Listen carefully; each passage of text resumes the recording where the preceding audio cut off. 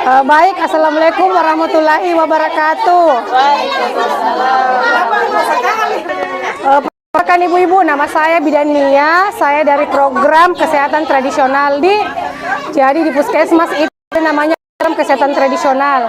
Apa itu program kesehatan tradisional? Pengobatannya lebih kepada herbal, bukan obat kimia herbal tanaman atau ada juga pijat Jadi sebelum misalnya kayak anak tak berak-berak atau muntah, lakukan dulu pijat supaya bisa mengurangi muntahnya atau beraknya baru nilai berapa kali beraknya toh. Kalau memang tidak berkurang lebih dari 5 kali toh, bawa ke puskesmas jadi pagi ini saya akan mulai memberikan ilmu kepada ibu-ibu, sharing ilmu tentang pijat balita Sebenarnya ini pijat balita sudah dilakukan karena kan itu pijat tradisional toh biasa sandrona pijat itu anak tak.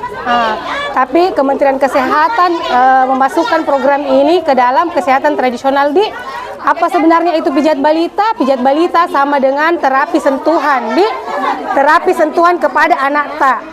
Bisa dari mulai bayi baru lahir, balita, di atas 6 bulan, jadi umur anak 0 sampai 28 hari, terapinya itu hanya sentuhan bisa dilakukan pijat setelah tali pusatnya pupus atau pelepas tali pusatnya ini sangat bermanfaat. Pijat sangat bermanfaat sama anak tak karena membantu pertumbuhan dan perkembangannya Kenapa dikatakan bermanfaat? Karena kalau kita lakukan pijat sama anak tak, ini di atas 28 hari 0 sampai 28 hari anak bisa jadi pijat, tapi terapi sentuhan namanya. Diusap-usap kita. Nah, kalau sudah besar kayak 6 bulan atau 40 hari bisa kita pijat.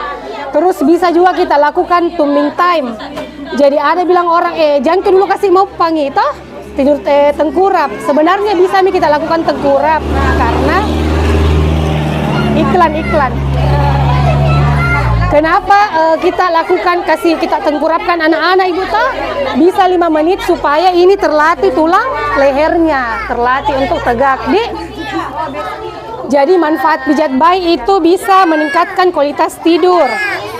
Pijat bayi bisa, pijat anak toh bisa membuat badannya rileks, jadi tidurnya lebih lama dan lebih lelap Terus untuk bayi yang kurang beratnya BBLR bisa membuat 20-40% berat badannya naik karena dia merangsang saraf-sarafnya bisa juga seperti ini yang tidak terlalu lancar bicara atau belum tahu bicara.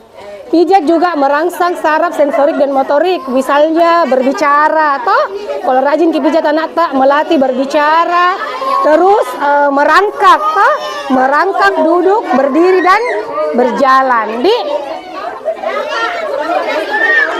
Terus apalagi manfaatnya? Menghilangkan kolik sama insomnia. Jadi kalau anak susah tidur, terus biasa sakit perutnya nah gesek-gesek lututnya,